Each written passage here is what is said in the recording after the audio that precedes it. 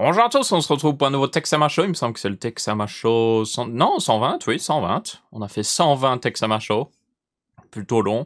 Ma foi, encore une fois pour l'actualité technologique informatique de la semaine, ou en tout cas celle qui m'intéresse. Table des matières dans la description, bien évidemment, si vous voulez passer vers le sujet qui vous intéresse le plus. Première news, c'est que je vends une carte graphique, oui. Je vends ma GTX 1080 Ti, Founder Edition avec son waterblock de préférence. Évidemment, si je ne trouve aucun acheteur avec le waterblock, bon, parce que c'est un peu plus spécifique, je la vendrai sans waterblock. Mais j'essaie de la vendre avec le waterblock parce que si vous ne savez pas, les waterblocks de cartes graphiques sont faits pour ces cartes graphiques-là, donc je pourrais pas l'utiliser sur une autre carte, ça me servira à rien.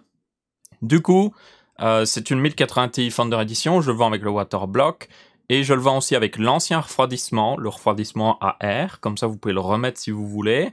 Et genre avec tous les accessoires aussi de waterblock, il y a des connecteurs RGB par exemple, donc comme ça vous permet de le connecter en RGB à votre système RGB, je suppose. Et du coup, je la revends 500 €, ça me semble être un prix honnête, parce que vous pouvez avoir pour 600 € plus ou moins une 2080 non super, hein, une 2080 tout bête. Et c'est une carte comparable d'un point de vue performance, sauf que celle-là, par exemple, a 11 Go de RAM. Bon, elle a pas le RTX, hein, mais pour beaucoup de gens, ça ne changerait pas grand-chose. Elle n'a pas le RTX, mais elle a plus de RAM. Donc, dans certains jeux qui requièrent vraiment plus de puissance brute, elle se démarque. Et quand vous avez le waterblock, ça me semble être une bonne alternative, parce qu'avec le waterblock, vous pourrez l'overclocker. J'avais pas trop overclocké durant sa vie, je tiens à le préciser. Je n'ai pas miné aussi de cryptocurrency, donc ma foi, vous savez qu'elle a servi juste à genre jouer, enregistrer des vidéos, ce qui est pas très lourd. Elle ne tournait même pas 24 heures sur 24, je tiens à le préciser, j'étais toujours mon PC pendant la nuit, personnellement. Donc, ouais. Et pour information, je peux vous le montrer, une 1080 Ti sur eBay, en vente en Union Européenne, hein, parce que vous pourrez en trouver moins cher aux États-Unis, mais vous devrez payer les douanes et tout ça. Dans l'Union Européenne, vous pouvez en avoir une pour 500, et la plus basse que j'ai vue, c'était 430 €, plus 19 € de frais de livraison. Moi, il y a les frais de livraison inclus, hein, je tiens à le préciser. Plus 19 € de frais de livraison, et elle vient de Roumanie, donc aussi bien je sais pas à quoi elle a servi, aussi bien elle a servi à miner des cryptocurrencies, donc ouais. Là au moins vous avez l'assurance de savoir d'où elle vient. Et je pense que franchement 500 € avec le waterblock c'est un prix très honnête. Je pense que la plupart de ces 1080 Ti sont vendus peut-être un peu trop cher. C'est pour ça que je trouve que 500 € plus le waterblock, comme ça moi aussi je peux me débarrasser du waterblock, parce que comme j'ai dit, il me servira pas à grand chose. Ça me semble être largement honnête comme prix. Surtout en tenant compte que vous pouvez... il y a la RTX 2070 Super, qui est pas trop loin au niveau prix, qui est moins puissante, mais qui est neuve. Donc, comme ça équilibre. Je pense que c'est un prix honnête. Donc, si vous êtes intéressé, vous pouvez m'envoyer un mail à mon adresse mail de contact, qui est contact.aureliensama, sans accent, @gmail.com. Et de préférence, je le dis clairement, s'il y a une personne en Belgique, c'est la personne que je prendrai en préférence. C'est pas une enchère ici, je suis pas en mode qui m'offre le plus ou je sais pas quoi. Non, je cherche juste la personne la plus proche, tout simplement, pour que ou pas la plus proche, mais en Belgique au moins, parce qu'en Belgique je paye moins de frais de livraison, c'est plus facile, ou au moins en France. Et si vous êtes par contre au Canada ou autre chose, je suis désolé, c'est trop loin. Si vous êtes en dehors de l'Union Européenne, c'est juste pas possible, ok? Donc voilà, si vous êtes intéressé, petite GTX 1080 Ti, elle est en parfait état. Je la renettoierai un petit peu juste avant de vous l'avoir envoyée, pour ceux qui seraient intéressés. Et comme je dis, refroidissement par défaut, il y a tout qui sera fourni, tout ça. Je sais pas la boîte d'origine, parce que c'est Nvidia qui me l'avait passé cette carte, enfin qui me l'avait donnée, et elle était venue dans une boîte genre presse, on va dire, genre c'est une boîte sans rien du tout, donc ouais.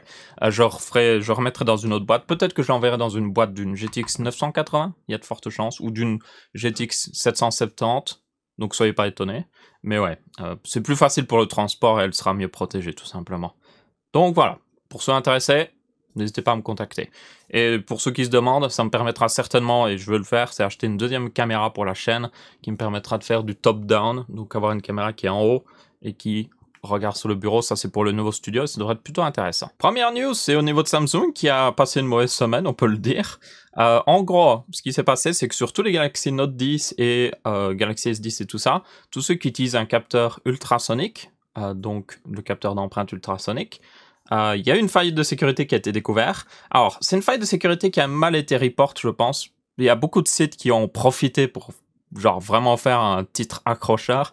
Mais en gros, ce capteur ultrasonique, il capture, au lieu des autres capteurs comme vous avez dans le OnePlus ou autre chose, au lieu de prendre une photo de votre doigt et de reconnaître avec la photo votre doigt tout simplement, c'est pour ça d'ailleurs que les capteurs qui prennent des photos allument l'écran pour générer de la lumière, pour voir votre doigt.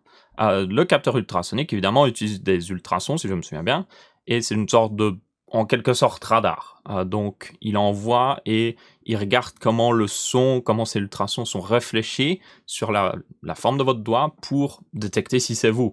Donc, si quelqu'un a un doigt différent, évidemment, le son va se réfléchir d'une manière différente. Ça semble logique. Le problème, c'est si vous utilisez et c'est quelque chose que certaines personnes utilisent, c'est des protections où vous avez des protections à l'arrière du téléphone, mais vous avez aussi des protections qui peuvent se mettre à l'avant du téléphone. Il y a beaucoup de gens qui en prennent. C'est souvent des protections en silicone ou autre chose. Oui, en silicone, oui. Et en gros, ça permet de protéger l'écran avant. C'est même pas genre un écran en verre que vous mettez. C'est vraiment une protection, une sorte de caoutchouc, silicone que vous mettez devant. C'est très utilisé par les gens très maladroits parce que ça permet de protéger l'écran, mais évidemment, c'est pas très agréable à utiliser parce que c'est basiquement du plastique mou à la place de votre écran. Mais bon. Le problème, c'est que ce capteur ultrasonique, quand vous enregistrez une empreinte avec cette protection, il faut le préciser, avec cette protection, il ne capte pas votre doigt. En fait, ce qu'il capte, c'est la forme de cette coque en silicone.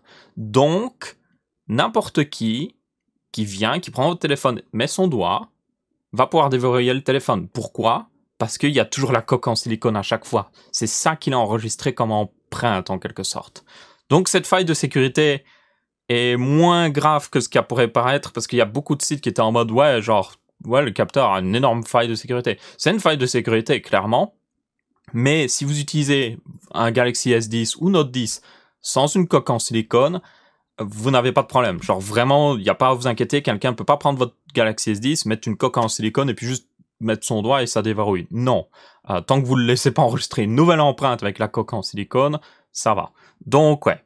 Quand même un gros problème, et ça revient sur le sujet de est-ce que ces capteurs ultrasoniques sont mieux que les capteurs juste qui prennent une photo bêtement, parce qu'il y avait déjà eu le débat quand le S10 avait été sorti, comme quoi ils étaient plus lents des fois, mais dans certains cas ils étaient plus rapides, le fait qu'on peut pas mettre une protection d'écran ou sinon il marche plus, ce genre de choses. Donc ouais, je pense que si ça continue, Samsung va être en mode bon, on va utiliser le même capteur que tout le monde, c'est-à-dire le capteur qui prend une photo, parce que ça marche beaucoup mieux. Et pour information, il utilise des capteurs qui prennent des photos sur les plus petits appareils Samsung, donc ça m'étonnerait pas. Franchement, j'ai l'impression qu'il y a trop de problèmes avec ce capteur ultrasonique. Donc ouais, juste je voulais traiter de cette news, parce que c'était une assez grosse news. Donc ensuite, Google Pixel 4 a été annoncé, je pense que vous l'avez vu. Bon, il avait été totalement leak, je ne sais combien de fois, même par Google, donc on avait déjà toutes les informations. Mais on a plus d'informations, enfin on a les vraies informations maintenant, vu qu'il a été annoncé tout ça, on a le prix et tout. Donc le Google Pixel 4 aura bien un écran de 90 Hz pour information. Il commencera à être disponible à partir du 24, vous pouvez déjà le précommander évidemment. Et en gros, de ce qu'il y a de nouveau, ce qu'il y a de nouveau, c'est qu'il n'y a plus de notch. Donc on a évidemment plein de capteurs maintenant, comme l'iPhone, pour déverrouiller avec un scan de votre visage. Petite précision d'ailleurs, il y avait une news là-dessus, mais c'est d'ailleurs ces capteurs qui scannent votre visage, donc comme l'iPhone, c'est exactement la même technologie, ne repèrent pas forcément si vos yeux sont ouverts ou pas. Donc ça veut dire que ce téléphone peut être déverrouillé si quelqu'un met votre téléphone devant votre visage, alors même que vous avez les yeux fermés, par exemple si vous dormez ou vous êtes inconscient. Donc ça, il faut le préciser. Bon, c'est la même chose que les capteurs d'empreinte. Les capteurs d'empreinte, on peut prendre la main de quelqu'un et puis juste mettre son doigt sur le téléphone, ça revient au même, évidemment. Mais quand même à préciser. Après, c'est pas quelque chose de très dur qu'il pourrait rajouter. Pour information, le fait qu'on doit regarder le téléphone pour déverrouiller, comme justement sur l'iPhone. Donc ça, c'était une des grosses nouveautés. Il n'y a plus de capteurs d'empreinte. Donc ouais, c'est un petit peu dommage. C'est toujours bien d'avoir les options. Surtout que, comme je dis, à l'heure actuelle, ce système de déverrouillage facial n'est pas plus sécurisé que les capteurs d'empreinte, vu que genre vous pouvez avoir les yeux fermés. Donc, un capteur d'empreinte aurait été sympa. Après, peut-être qu'ils vont rajouter certainement le fait qu'on doit regarder vraiment le téléphone pour déverrouiller. Ensuite, au niveau du reste des specs qui a changé, capteur photo évidemment. Donc, on a un capteur normal et un capteur téléphoto. Ce qui est un petit peu dommage parce que, personnellement, je pense qu'un ultra-wide aurait été plus pratique. Bon, c'est toujours le débat. Bon, c'est toujours plus pratique que les capteurs noir et blanc de l'époque. Si vous vous souvenez, 2017, on avait des téléphones avec double capteur photo et puis il y avait un capteur noir et blanc et les gens étaient en mode à quoi ça sert? Ça sert pas à grand chose. Mais du coup, c'est toujours le débat. Il y en a qui préfèrent l'ultra wide et il y en a qui préfèrent le téléphoto. Donc à voir.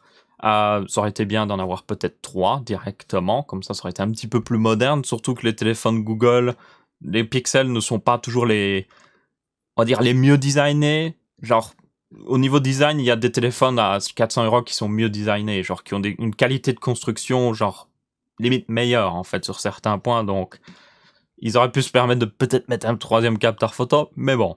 Et sinon, évidemment, l'intérieur a changé. On a un Snapdragon 855 et on a aussi une batterie de 2800 mAh sur le petit, parce qu'évidemment, il y a le Pixel 4 et le Pixel 4 XL, et de 3700 mAh sur le plus gros. Ce qui est un petit... Ben, le 3700, ça va. Pas hyper bien non plus, mais ça va. Par contre, 2800, c'est un peu chaud quand même. Un petit 3000, 3100 aurait été quand même sympathique. Même si ça utilise un écran OLED, évidemment, et que c'est un 5,7 pouces, ça aurait été quand même sympa. Et puis, sinon, 6 Go de RAM et de 64, 128 Go de stockage. Et c'est à peu près tout au niveau de ce qui a changé, franchement. Et aussi des nouvelles couleurs. Donc vous avez du blanc, du noir. Le blanc est mat, le noir est finition piano, donc réfléchissant, ce qui est un petit peu dommage. Et puis vous avez l'orange, oui. Un orange un peu terne comme ça, mais bon. Chacun ses préférences. Je dois bien avouer que d'un point de vue design, moi je le préfère au Pixel 3, parce que genre, la notch du Pixel 3 était juste beaucoup trop grosse. C'était abusé, franchement. Donc là, c'est beaucoup plus beau, même si ça fait un peu plus vieux, en quelque sorte. C'est bien d'avoir, justement, vu qu'ils ont enlevé la notch, d'avoir des capteurs pour le scan. Ce serait bien, évidemment, qu'on ait l'option pour requérir d'avoir les yeux ouverts. Comme ça évite que quelqu'un prenne votre téléphone et puis mette devant votre visage. Tenez compte que c'est un vrai scan de votre visage, donc c'est pas comme la reconnaissance faciale de, par exemple, Samsung, qui prend plus une photo de votre visage, et du coup, vous pouvez le traficoter avec une photo de votre visage, littéralement. Mais ouais, ce serait bien qu'ils aillent jusqu'au bout. Il y a aussi évidemment la force des pixels, ça reste les caméras évidemment, donc ce sera certainement un champion à ce niveau-là. Il y aura un mode nuit toujours, hein, qui sera toujours là et certainement amélioré. Et c'est franchement à peu près tout. Il n'y a pas vraiment plus. De toute façon, on avait eu toutes les informations. Donc ouais, un téléphone intéressant. Après, personnellement, je suis un peu en mode... C'était un des 3 téléphones qui m'intéressait parce que je voulais changer de téléphone. J'ai changé de téléphone d'ailleurs. Je le révélerai dans une prochaine vidéo ou dans un prochain Tech Ça Marche parce que c'est toute une histoire. Mais c'est un des 3 téléphones qui m'intéressait à changer. Mais au final, ce qui m'a refroidi le plus, c'est que... il est pas... Il pourrait être mieux. Vous voyez, il pourrait être mieux quand même. Genre, il se la joue très safe, Google, ici. Il y a une autre nouveauté, toutefois, j'avais oublié, il y a les trucs avec des gestes. Vous pouvez faire des gestes devant le téléphone. Ça marche presque jamais. Et c'est de la pure daube, littéralement. Franchement, tous les reviewers qui ont testé étaient en mode, ouais, j'arrive à le faire fonctionner 30% du temps. Donc, ouais, je vois pas l'intérêt d'un truc pareil. J'ai toujours trouvé... Bon, ça peut être pratique, mais j'ai toujours trouvé un peu stupide les trucs contrôlés avec des gestes devant votre téléphone, quoi. Vous êtes en mode, wow, fais quelque chose. Ça peut être pratique, par contre, si vous avez les mains occupées, que vous pouvez, ou genre vous avez des trucs sur les mains et que vous devez juste faire un geste. Mais bon, à ce moment-là, il y a l'assistant Google, vous voyez. Donc, ouais, l'assistant Google, il pourrait lui mettre des options genre, hey Google, je fais exprès pour pas activer votre Google. Hey Google, tu peux tourner la page ou passer à la page suivante, revenir en arrière, descendre la page. Genre, s'il mettait ce genre de commande vocale, il n'y aurait pas besoin de geste, en fait. Donc, ouais, je pense qu'il devrait plutôt se concentrer là-dessus. Ensuite, toujours dans le même événement Google, on a eu l'annonce d'un nouveau Pixelbook Go, qui est basiquement un peu un MacBook, mais qui tourne sur Chrome OS. Et soyons honnêtes, Chrome OS n'est toujours pas plus intéressant. Enfin, c'est intéressant, mais c'est intéressant sur des ordinateurs portables qui vaut 300, 400 €. Ici, on parle d'un ordinateur portable qui vaut minimum 800 $. On verra le prix en euros. 800 $. Vous avez des ordinateurs portables et même des ultrabooks Windows assez puissants pour 800 €. Aucun problème. Et c'est Chrome OS, donc vous ne pouvez pas faire non plus grand-chose. Donc, ouais, je suis personnellement... Ah non, il commence à 649 $. Je me trompe. Mais même à 649 $, je pense que c'est trop cher. C'est juste trop cher. Mais il y a des bonnes specs quand même. Hein. Vous avez un Core i3, enfin un Core M3, un Core i5 ou un Core i7. Alors c'est des tout petits, hein. C'est pas les gros. Hein. Ne vous attendez pas à un énorme nombre de cœurs là-dedans. Mais voilà, et c'est 13 pouces d'ailleurs le format. Mais bon, ça fait chaque année ils essayent de sortir un truc Chromebook et à chaque année j'ai l'impression que ça ne part pas en fait, ça n'accroche à personne en fait, parce que genre c'est soit juste trop cher ou alors c'est juste pas intéressant. Ils sortiraient le même avec Windows dessus, vous inquiétez pas que là il y aurait des gens qui l'achèteraient, mais là c'est juste genre ouais, si vous voulez un Chromebook, prenez un Chromebook à 300-400 €. Et si vous avez 700 € pour un ordinateur portable, il y a déjà des petits ultrabooks à 700 € qui seront mieux que celui-là. Enfin, vous pourrez faire plus de choses dessus. Tenez compte toutefois qu'il y a évidemment maintenant, depuis quelques temps, sur Chrome OS, le support de pouvoir utiliser des applications Android dessus. Donc, ça lui rajoute un peu plus de valeur. Mais c'est pas non plus genre incroyable, on va dire. Ensuite, passons au niveau hardware, c'est plus intéressant ça. On a plus de news sur les nouveaux Threadripper, qui seront les Threadripper 3960X, 3970X et 3990X. Ce seront donc des processeurs, et là, tenez-vous bien, parce que ça va vite monter. Ce sera des processeurs 24, 32 cœurs, il me semble, 48 cœurs et 64 cœurs qui devra... il n'y aura pas le 48 cœurs. Le 3990X sera le 64 cœurs normalement, ou 48 cœurs. Il y a un petit peu des trucs qui se disent dans les deux sens, on verra bien. Mais une chose est sûre, ce seront des énormes processeurs. Vous imaginez le nombre de cœurs déjà. Donc oui, visiblement, AMD arrête aussi. Et c'est un petit peu dommage, mais ils arrêtent aussi de faire des 16 cœurs sur le haut de gamme comme ça. Ce qui est dommage selon moi parce que, genre, j'ai le 3900X, qui est un processeur 12 cœurs, il est excellent franchement, mais le problème, c'est qu'il a toujours le même nombre de lignes PCI Express que, justement, le 2700X. On a 16 lignes pour la carte graphique, on en a 2 x 8 encore, enfin non, pas 2 x 8, on en a 8 encore en plus, et c'est à peu près tout. Franchement, c'est à peu près tout. Donc, si vous mettez une carte graphique, un SSD, un deuxième SSD, vous avez déjà rempli les lignes PCI Express. Vous pouvez pas en avoir plus. Donc, si vous voulez mettre, je sais pas moi, une carte d'acquisition, une carte, une carte réseau peut-être, ou une carte son très spécifique, vous avez plus de lignes PCI Express, et du coup, la carte graphique va passer de 16 fois à 8 fois, et du coup, vous sacrifiez un peu les performances. Donc, c'était justement l'intérêt des Threadripper. Les Threadripper, je vous rappelle, ils ont plus de, genre, maintenant, ils ont 64 lignes PCI Express sur la deuxième génération. Donc, en gros, même s'ils ont le même nombre de cœurs, même s'ils sont pas vraiment plus puissants, vous avez beaucoup plus d'options pour rajouter des choses dans le PC, surtout pour des machines de travail. C'est pas pour monsieur tout le monde. Monsieur tout le monde, il met sa carte graphique et puis c'est tout, quoi. Il met son SSD et c'est à peu près tout. Donc c'est vraiment pour les stations de travail. Mais du coup, c'est dommage de ne pas avoir un 16 cœurs, parce qu'il y a des gens qui ont des stations de travail qui n'ont pas besoin d'un 24 ou 32 cœurs. Donc ouais, je pense que ce serait bien d'avoir peut-être quand même un 16 cœurs, comme j'ai dit, Threadripper, ou peut-être ouais, je sais pas. D'ailleurs, autre news, c'est au niveau des cartes mères, ça va être un peu spécial. Déjà, on va avoir un chipset qui va être le TRX 40 et le TRX 80. Le TRX 40 serait plus genre, justement, station de travail, pour un peu, genre, monsieur tout le monde, on va dire. Et puis vous avez le TRX 80, lui, qui serait station de travail, genre, assez overkill, on va dire. Donc là, vraiment pour des gens qui en ont vraiment, mais alors vraiment besoin.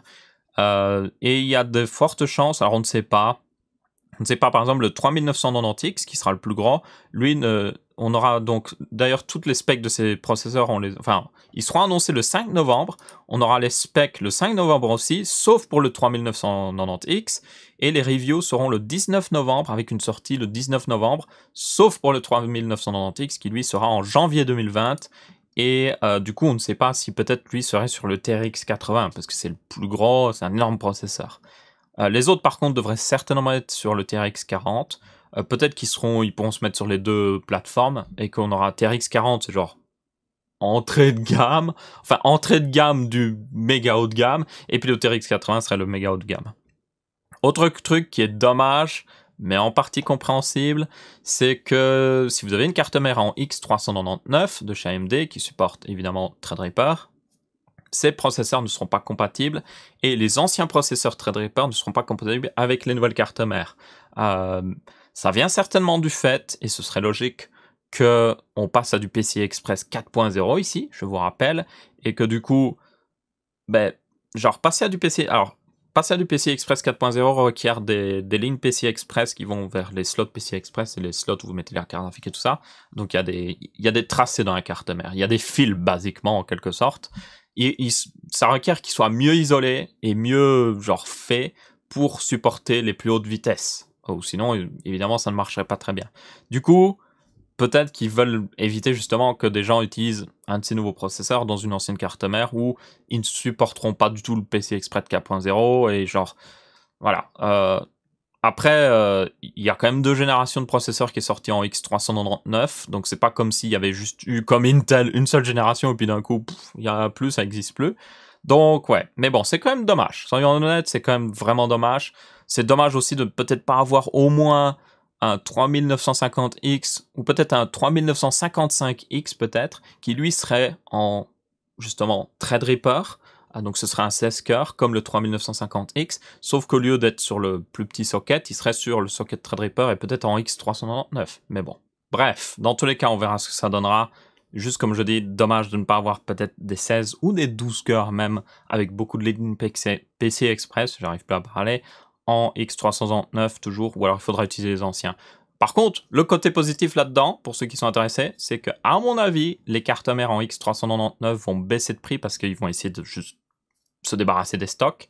Et ce sera la même chose, évidemment, pour les processeurs en X399. Donc, tous les premiers Ryzen de première génération qui ont déjà eu des sacrées promotions. Genre le 12 cœurs, par exemple, où il était à un moment, je l'ai vu en dessous de 300 €. Donc, c'était plutôt pas mal, hein, franchement.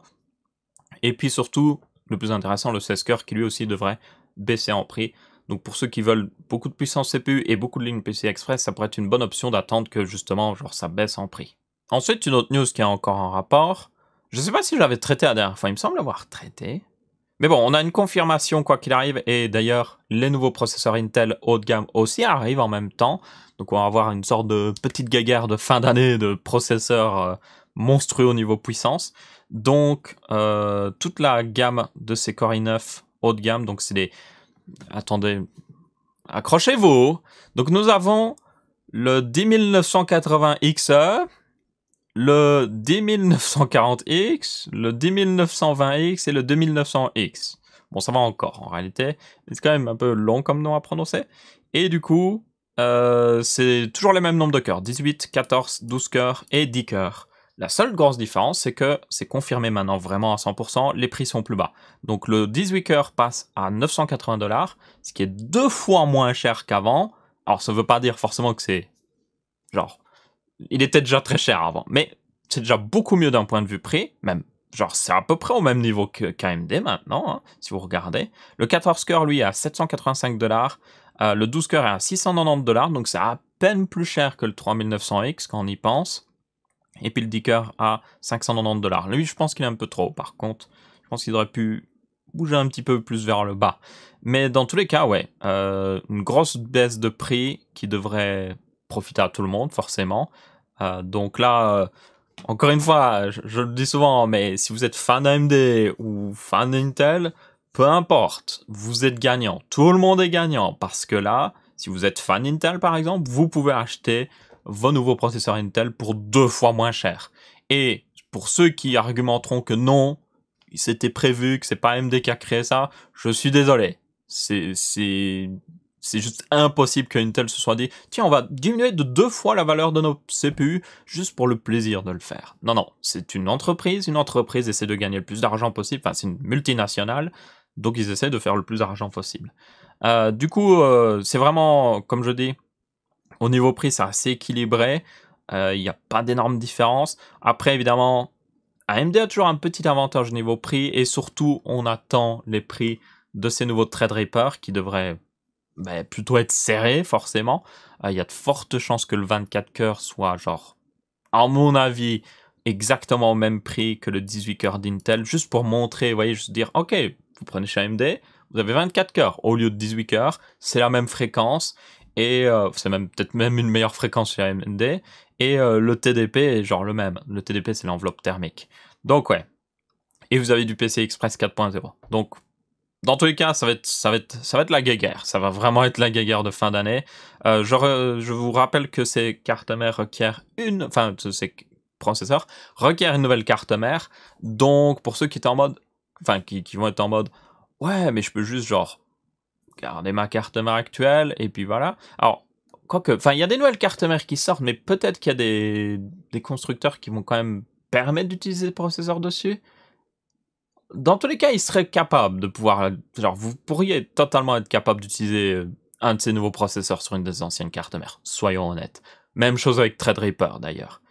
Mais ce sera intéressant de voir comment ça se passe. Une chose est sûre, beaucoup de gens qui vont arriver devant ces processeurs-là, c'est pas les gens qui jouent aux jeux vidéo, on va être honnête, mais beaucoup de ces gens-là vont être en mode, ok, si je dois acheter une carte mère et un processeur quoi qu'il arrive, ils auront vraiment... C'est pas comme s'ils avaient déjà une carte mère Intel et puis qu'ils étaient en mode « Oh, je vais plutôt prendre Intel ». Là, ça va vraiment être en mode « Ok, lequel est le meilleur? Lequel a les meilleures cartes mères?